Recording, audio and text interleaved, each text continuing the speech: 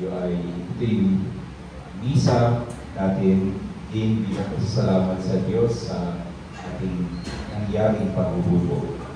Sa ngalan ng Ama at ng Anak at ng Espiritu Santo, Amen. Sumainyo ang Panginoon. Amen. Ang buhay natin ay laging buhay paglalakbay, pilgrimage. At lagi tayong may tinutunguhan, may inaasam. At sana, buksan natin ang ating loob na inaasam natin ay ang kaharian ng Diyos. Kaya nga humarap tayo sa Kanya na may kapakumbabaan, aminin natin sa Diyos na tayo nagkasala, humingi tayo ng awa at patawad.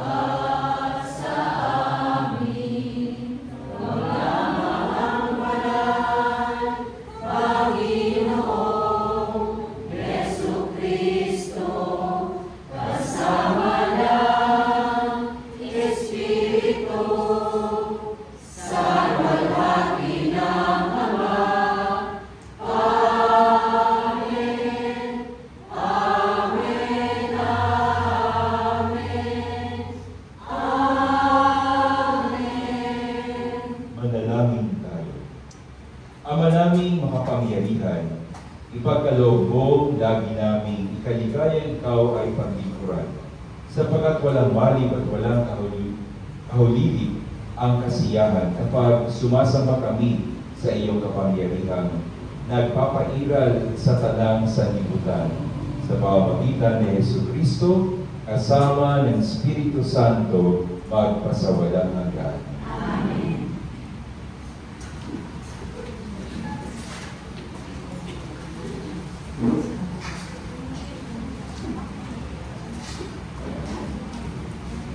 Unang pagbasa. Ang basa mula sa unang aklat ng mga hari. Noong mga araw na iyon, si Propeta Elias ay pumunta sa Sarepta. At nakapasok na siya ng pintuan ng lungsod, nakita niya ang balong na nambubulot ng panggago. Sinabi niya sa babae, "Maaari po bang makainom?" Aalis na ang babae upang inuwas siya ng tubig. Napahabol niyang sabihin, "Kung maaari, bigyan mo na rin ako ng kaunting pagkain." Sumagot ang babae, "Alam po ng Panginoon ng inyong Diyos na wala kaming tinapay. Mayroon po kaming kaunting harina at kapatak ng langis." Namumulot na ako ng may gato upang lutuin iyon at makakain maglamang kami ng anak ko bago kami mamatay. Sinabi sa kanya ni Elias, "Huwag kang mag-alala. Kumayo ka at gawin mo ang iyong sinabi. Ngunit ipagluto mo muna ako ng isang kunting tinapay at pagkatapos nagluto ka ng para sa iyo. Sapagkat ganito ang sinabi ng Panginoon, Diyos ng Israel.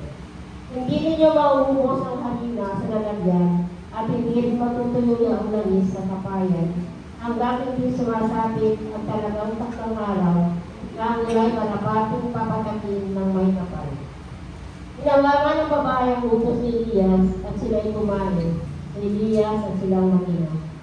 At hindi nga naubos ang harina sa lalagyan at hindi natuyo ang langis sa sigdal, tulad ng pangako ng Panginoon sa pamamagitan ni Elias. Ang salita ng Diyos. Salamat sa Diyos.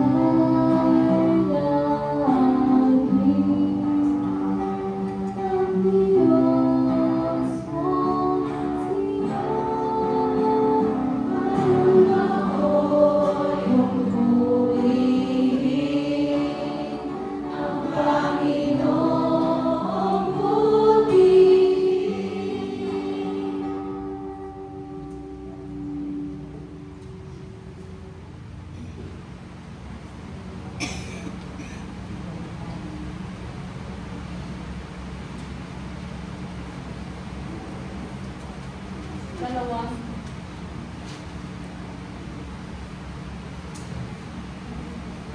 pagbasa. Pagbasa mula sa sulat sa mga Hebreo.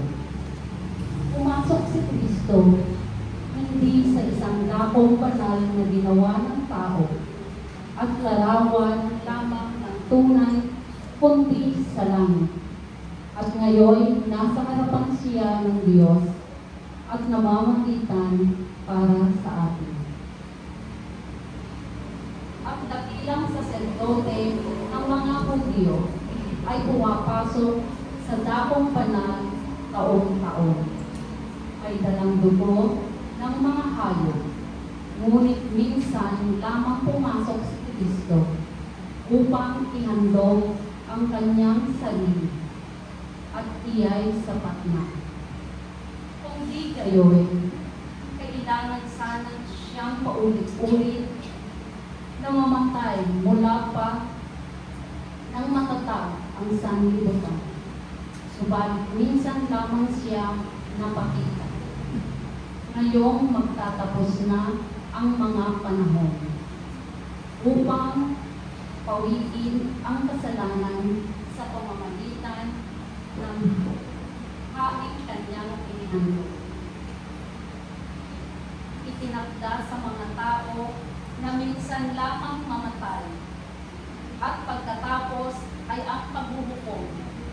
Gayon din naman, si Kristo ay minsang inihandog bilang hain upang pawiin ang mga kasalanan ng mga tao.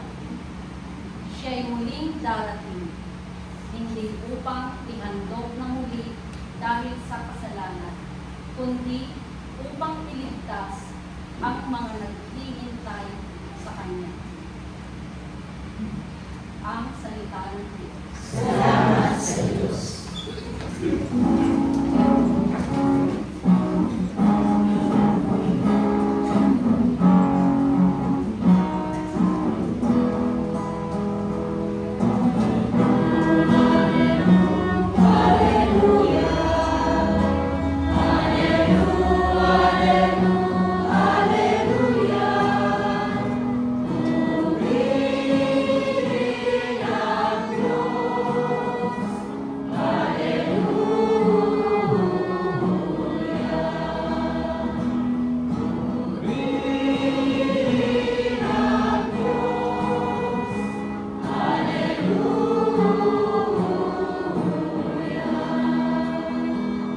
Sumainyo ang Panginoon.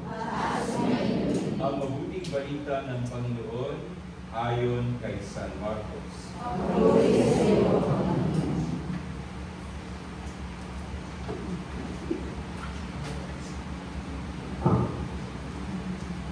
Noong panahong iyon, umupo si Jesus sa tapat ng hulugan ng mga kaloob doon sa templo at pinagmasdan ng mga taong naghuhulog ng salapi. Maraming mayayamang naghulog ng malaking halaga. Lumapit naman ang isang babaeng balo at naghulog ng 2 kusing na katumbas ng isang pera.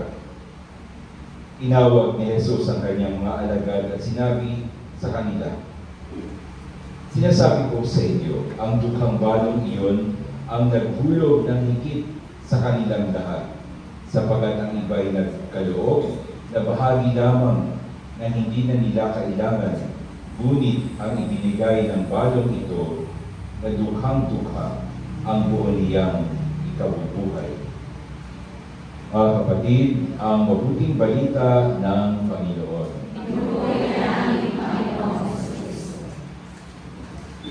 Magandang buhay po sa inyong lahat. Kumusta ba kayo? Masaya? Masaya. Salamat sa Diyos. Merong tinatawag na kasabihan na kung ano ang kaltas, siya ang dunas. Natatandaan mo ba ito ng ating mga lolo at lola na dyan? Kung ano ang kaltas, siya ang dunas. At ang isang klarong example, noong una, noong hindi pa masyado maunlad ang siyensya, Kapag may mataas na lagnat ang isang pasyente, mataas na mataas talaga, yung malapit na magkumbulsyon, wala naman noong mga medisinang pampababa agad. Ayun, pero nung una, ang ginagawa ay ng mga doktor ay binabawasan yung dugo. Binabawasan yung dugo mismo, babawasan para yun yung makakapagpababa ng temperatura. Ang tawag doon ay bloodletting. Kaya pag tayo nagbibigay ng dugo, ang tawag din ay bloodletting. No? Pero yun, kung ano ang kaltas, siya yung lunas. Ang kinaltas ay yung dugo, ay yung lunas doon sa mataas na lagnat. Bakit ko nasabi ito? Dahil ito'y totoo din doon sa dalawang balong bida sa mga pagbasa. Doon sa una, ay ito'y panahon ng kahirapan. Talaga, sobrang nagkaroon ng tagtuyot at walang mga bunga ang mga pananim. At laging ang napupuntirya kapag ganyan ay yung mga mahihirap.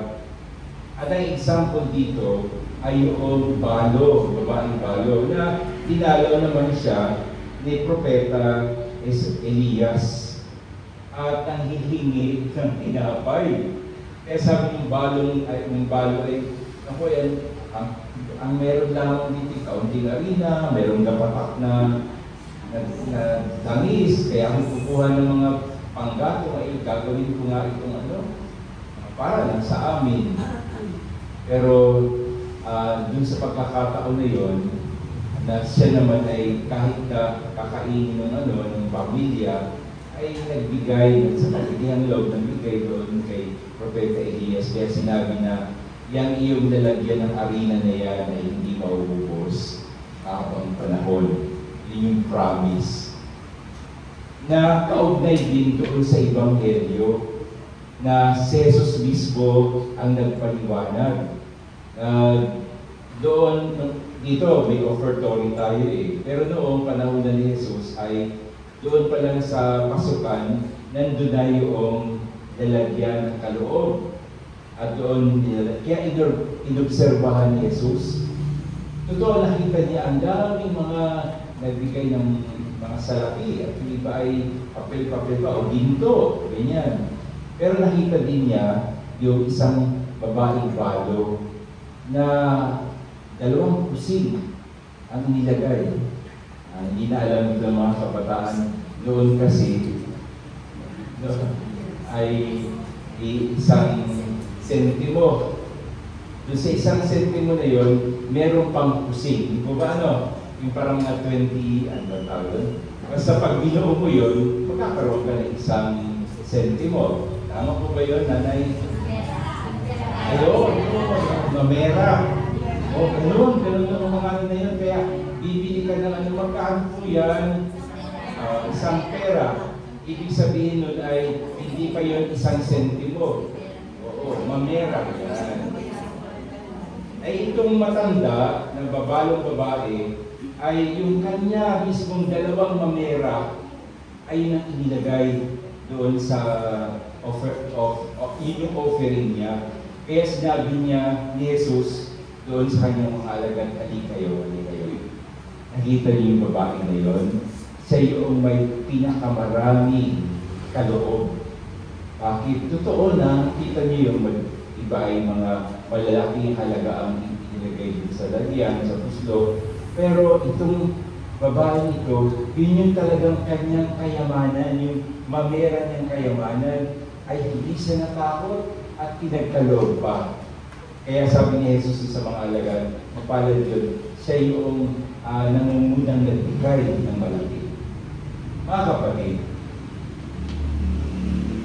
sa buhay natin, ang dami natin mga biyaya at pagpapala na kumisan ang husga natin sa ating sarili, kawawa naman ako. Una, sabihin natin, kawawa naman ako, ang hirap-hirap ko. O sabihin, kawawa naman ako, wala akong talento. O sasabihin, kawawa naman ako, wala akong lakas. Pero ang totoo ay meron pa naman. Ang tinitingnan lang niya ay yung kakulangan. Hindi tinitingnan niya ano yung meron. at marami siyang pagpapala. At yun yung sinasabi ni Jesus na kahit yung meron tayo kahit kakaunti na ibinibigay natin, yun ay malaking pagpapala sa atin. Halimbawa, sa araw na ito, ay ang Sabado naman ay 24 hours lang naman, katulad din ng mga Lunes, Martes, Miyerkules. Ay binawasan niyo pa yan. At kayo pumunta dito sa paghuhubog, ay pag-uwi ninyo, lamog pa rin yung dalawan, di ba? Yung datatnan, yung inyong mga sana ay susunsihan, ayun, butas pa rin. Pero ang ibig sabihin dito ay inalay niyo yung inyong ilang oras dito. At ang sinabi ng propeta Elias ay hindi ka mawawalan yung iyong pinagkaloob niya. Sinasabi ni Jesus na kahit mabera na yung bigay ng babae, yun ay yung kanyang yaman. Siya ay napaka yaman na ng pagbibigay. At ganun din kayo. Sa munting iniaalay, yun yung lunas sa inyo. Makikita niyo yan, no? Iugnay niyo lang ang sarili sa Diyos na marami kayong hinahangad. Katulad nga, 24 hours lang, nabawasan pa. Tapos sa Bureau Pater, ang haba-haba na ng iyong homily. Gusto ko nang uwi na kami. Pero ang Diyos ay sasabihin sa inyo, ay maraming oras at panahon pa ang ibibigay ko sa inyo. Dahil kayo nais na mag-alay ng sarili sa Diyos. Kalakip ng ating paglalakbay ay yung mga hirap. Pero gaya ng binabanggit natin, hindi naman natutulog ang Diyos. At hindi talaga siya, mulat na mulat siya sa ating mga karanasan. At punong-puno yung kanyang pagpapala sa atin.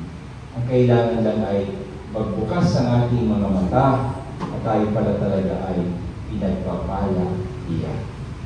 Nakakala lang natin ay hirap. Wala ako nito, wala ako niyan. Pero kung kita niyo yung kabaligtaran, meron pala ako.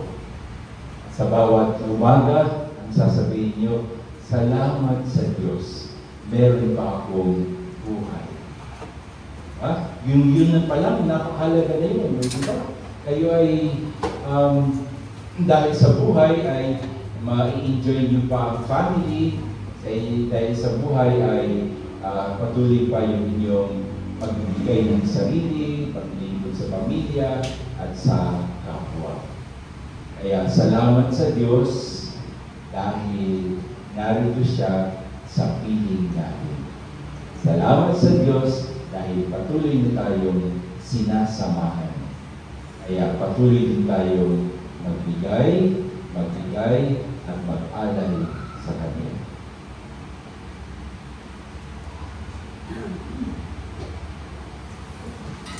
Ipahayag natin ang ating pananampalataya. Sumasampalataya ako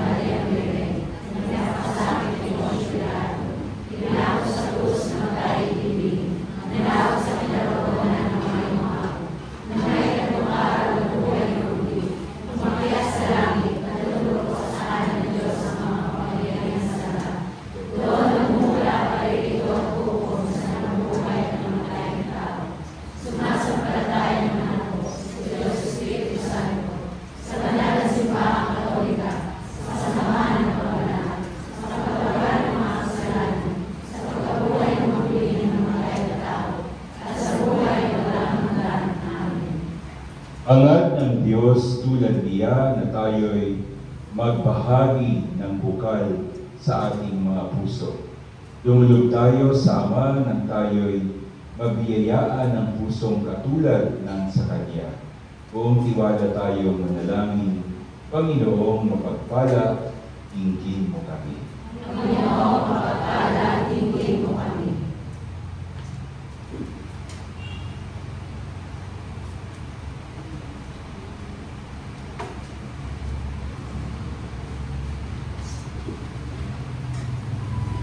Para sa mga pastor ng simbahan, patuloy nawa silang maging bukas sa kanilang taus-pusong paglilingkod upang lubos sila makapagbigay ng kanilang sarili sa Diyos at kapwa. Manalangin tayo. Panginoong mapagpala, dinggin mo kami. Para sa mga pinuno sa pamahalaan, maghangad, mag-isip at kumilos nawa sila ayon sa utos ng Diyos upang maging ganap ang kanilang pagbibigay sa kanilang pinaglilingkuran. Manalangin tayo. Panginoong mapagpala, dinggin mo kami. Para sa mga social worker at overseas Filipino workers, matamunawa nila ang biyaya mula sa Diyos at mapagpalang Diyos. Manalangin tayo. Panginoong mapagpala, dinggin mo kami. Para sa mga nagdadalamhati, dahil sa pagpanaw ng kanilang mga mahal sa buhay, makatagpo nawa nila ang pagmamahal na Jesus sa pamamagitan ng mga taong laging handang tumamay. Manalangin tayo. Panginoong mapagpala, dinggin mo kami. Sa ilang sandali ng katahimikan, itaas natin sa Diyos ang ating personal na kahilingan. Gayon din ang mga taong lubos na nangangailangan ng ating panalangin.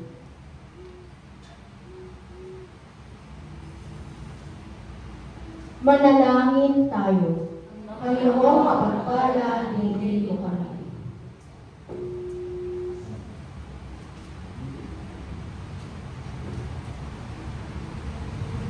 Mapagpala namin, Ama, tingin mo ang aming pagsusumamo.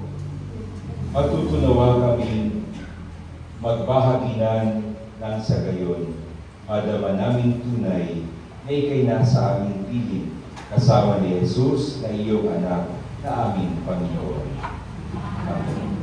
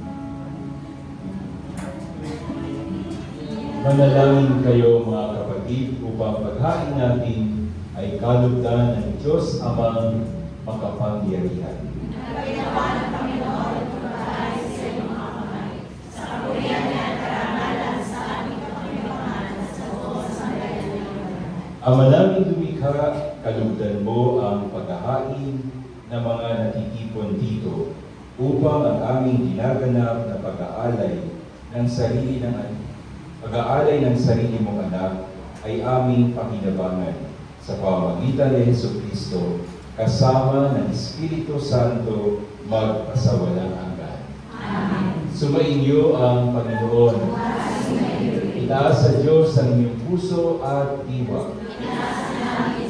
Pasalamatan natin ang Panginoong ating Diyos.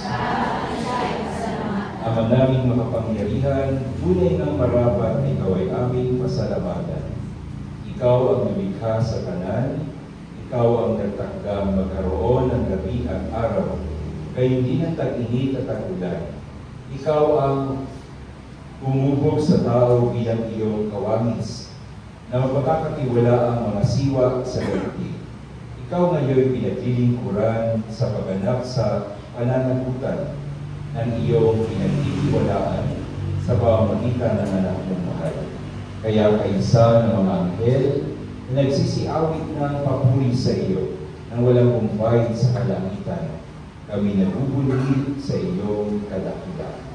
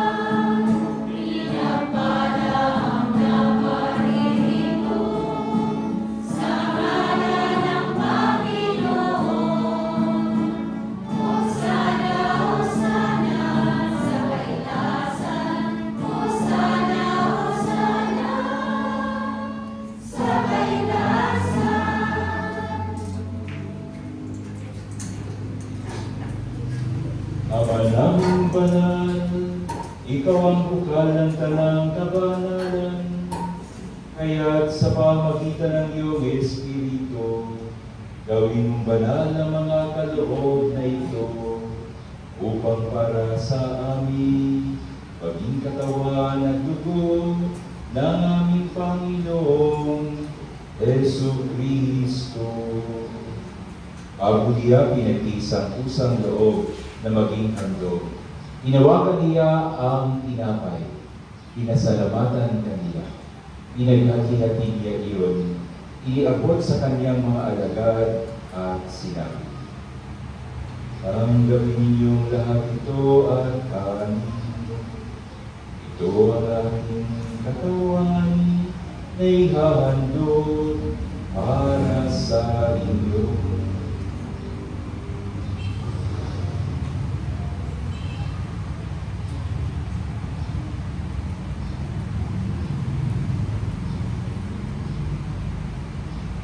Gayun din naman matapos ang hapunan, hinawakan niya ang kalis, muli kaniyang pinasalamatan, iniabot niya ang kalis sa kanyang mga alagad at sinabi, "Tanggapin ninyong lahat ito at inumin. Ito ang kalis ng aking dugo, ng bago at walang hanggang tipan. Ang aking dugo na ibubuhos para sa inyo at para sa lahat, sa ikapagpapatawad ng mga kasalanan. Gawin niyo ito sa pag-aalala sa amin."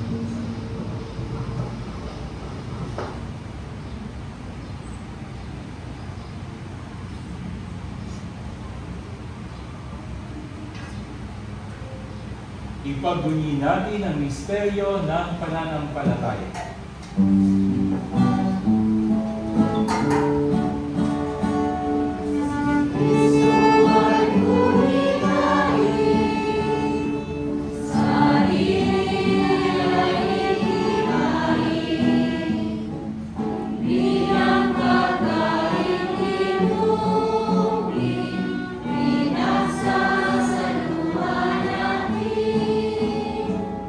Hanggang sa siya'y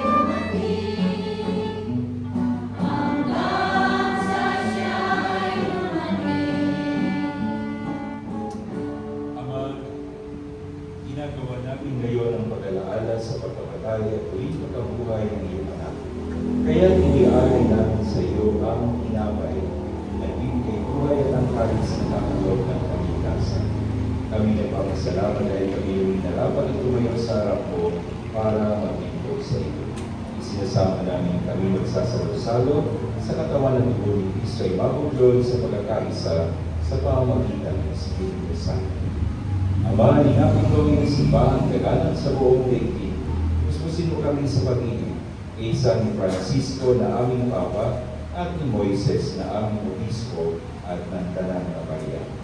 Alalahanin mo rin ang mga kapatid namin na hinday na may pag-asang sila'y muling mabubuhay, gayon din ang lahat ng mga pumanaw. Kaawaan mo sila at patuloyin sa iyong kaliwanagan. Kaawaan mo panindapatin kami lahat na makasalo sa iyong buhay na walang wakas, kaysa na mahal na Birhen Maria na ina ng Diyos, kaysa ni San Jose na kanyang kabiyak ng puso, kaysa ng mga apostol at lahat ng mga banal na nabuhay dito sa daigdig ng kalugod-lugod sa iyo. May pagdiwang naman namin ang pagpupuri sa ikararangal mo sa pamamagitan ng iyong anak na aming Panginoong Jesucristo.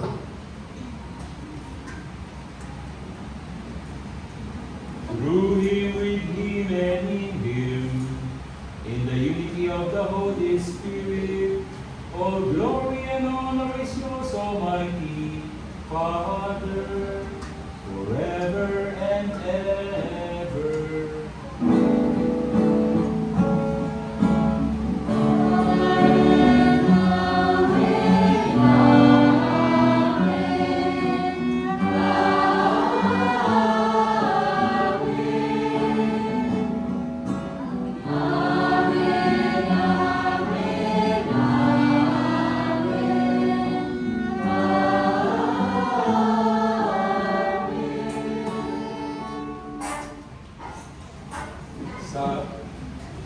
Sa tagubilin ng mga nakagaling na utos at turo ni Jesus na Panginoon natin at Diyos, ipahayag natin ang lakas loob.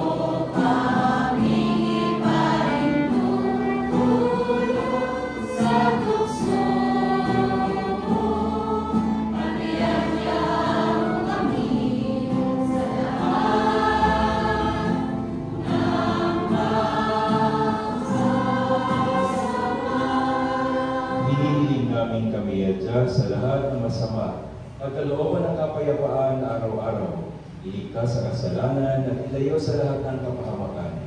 Samantalang aming pinananabikan ang dakilang araw ng pagpapahayag ng tagapagligtas namin sa Jesucristo. Amen.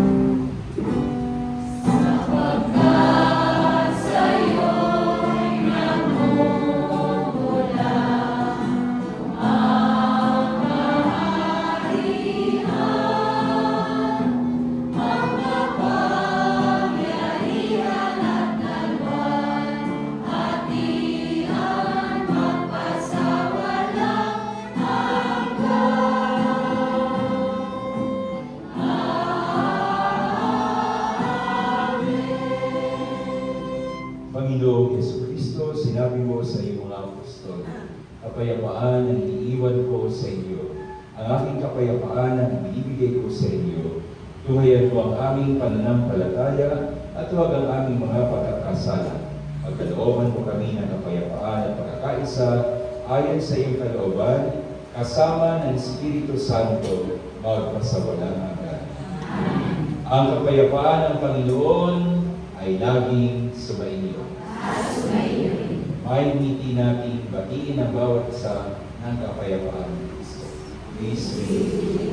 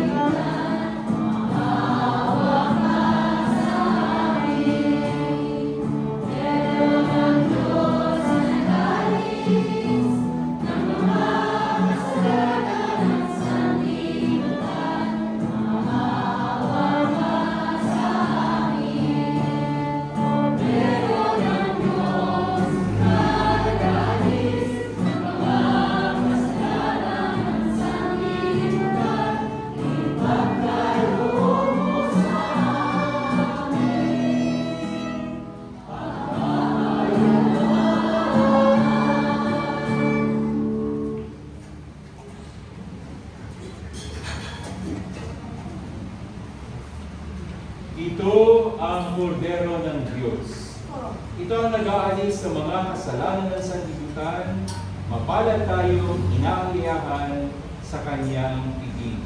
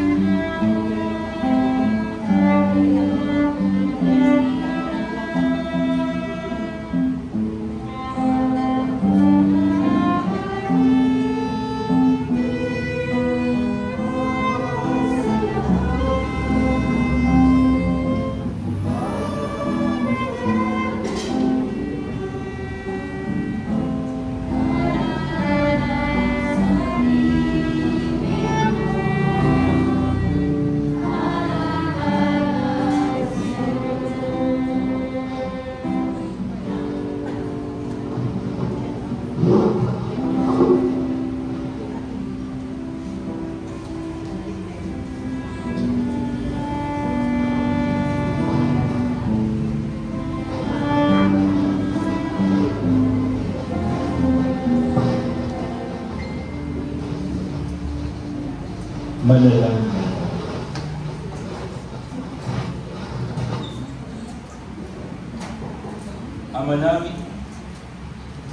Ama naming mapagmahal, tinatanaw namin utang na loob ang banal na paiginaba na at inilulog namin ang Espiritu Santo ay magumapaw sa kalooban namin kanyang initigil ng iyong kadakilaan. Sa pamamagitan ni Jesucristo, kasama ng Espiritu Santo, magpasawalang hanggan. Amen.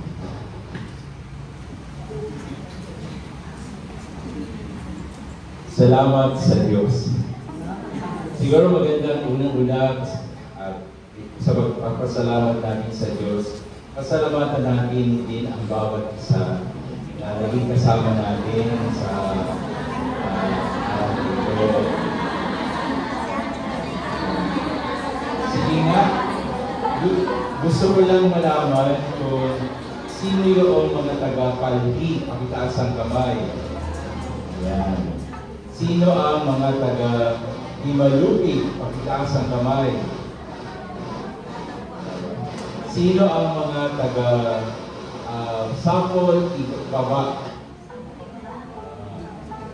Sino ang mga taga-Rito? Sino ang mga taga-Monte de Oro? Sino ang mga taga-MFC? Ayun, sorry. Ang mga taga-bundok. Nasaan ang bundok? Yan.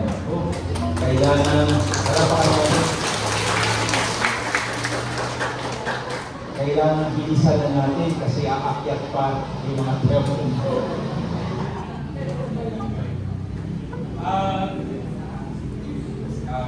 Kasama ng pagpasalamat sa inyo, pasalamatan natin ang MFC dahil sa kanilang pagtayo at pagtanggap ng mission na ito. Alam nyo, kayo ay pang-apat sa ginawa niya ilang mission dito sa ating parokya sa iba't ibang cluster. Una ay dun sa atin, then sa Santo Niño Chapel sa Nacoco, then sa St. Francis sa for housing, tapos dito. So muli, maraming salamat. Ipagdasal natin sila dahil tayo ay testing lamang dahil meron pa silang patuloy na misyon. Sabi ko nga kanina, ngayon muna ay mananalimin muna, pamilya muna hanggang sa Disyembre. Pero come January or February, baka mayroong mga parokya na magsabi na gusto nyo din magkaroon ng ganito. Okay ba sa inyo? Okay. Approve ba na sila ay magbibigay sa ibang parokya? Yeah. So, okay ang testing. At tayo ay patuloy na magsasama-sama.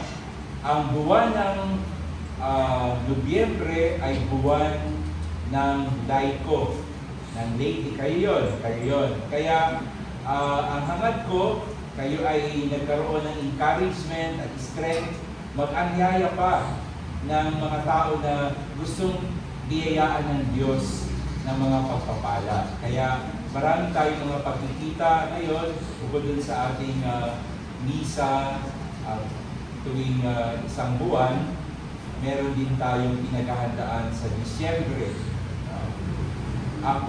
Kami ay lilibot, may kasama rin akong coordinator. Magkakaroon tayo ng hapag sa Pasko sa bawat ano na ito, bawat pamayanan. Ano yun? May misa doon, pero meron din kaunting formation. Kaya kung ang misa natin ay 5 o'clock, o mga 4:30 ay magkikita-kita na tayo para paghandaan ng pamilya ang Pasko at ang bagong taon. Okay po ba yun? Tapos manalangin tayo dahil para din sa mga ministro sa EFAC na mag-i-scam para doon sa Simbang Gabi. Meron. At siyempre din sa ibang mga tawag dito, mga centers natin ay magkaroon ng pari. At sabi ko dun sa iba sa inyo, parang maganda magkaroon ng pari dito sa Simbang Gabi. Paano kaya ang pali? Magdasal tayo, manalangin tayo sa Diyos. Pero ang mahalaga, yung biyaya na natanggap nyo sa buong araw na paghuhubog na ito ay maipalaganap natin sa pamamagitan ng buting gawa. Kasi nais ng Diyos na hindi lang tayo mabiyayaan. Halimbawa, natanggap ninyo yung biyayang pagpapatawad ng Diyos. Natanggap ninyo yung biyayang mapatawad ninyo ang inyong sarili. Ay ibahagi ko sa iba na pwede nga pala magpatawad ang Diyos. Meron kayong natanggap na biyaya ng kagalingan, magpagaling din kayo sa iba. May natanggap kayo karunungan, so ito ay ibahagi natin sa iba. Kahit katiting, kahit isang kusing, kahit mamera, ito ay ibahagi natin dahil sa mata ng Diyos. Kung ito lang inyong kayamanan, ay nako, natutuwa siya at kayo patuloy na bibigyan, patuloy na pagkakatiwalaan na marami pang biyaya galing sa Kanya. Amen? Amen. Magpakitang gilas tayo sa Diyos. Kung nakikita natin kakaunting biyaya niya, nako, maging katulad tayo noong mga babae dun sa pagbasa. Ibigay natin, Lord, bahala ka.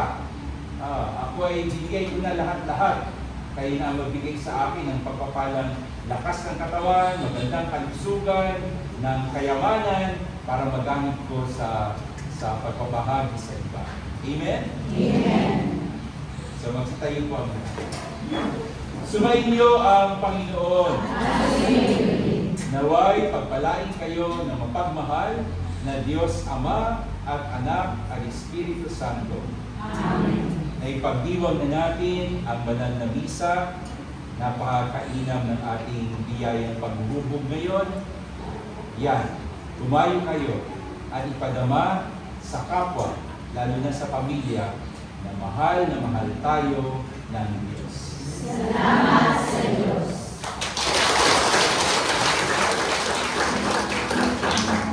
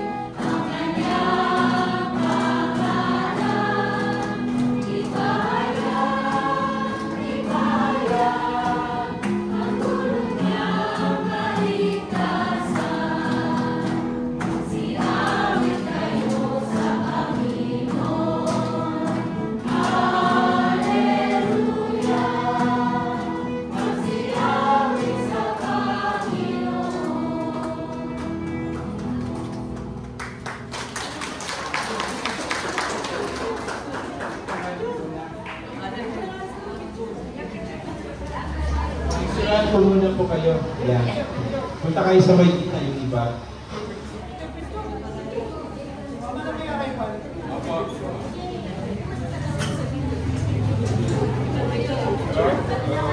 Picture po, picture. Hello po. Yan. Pakita kayo, pakita dito sa picture natin. Okay. Sama kayong lahat. 1, 2,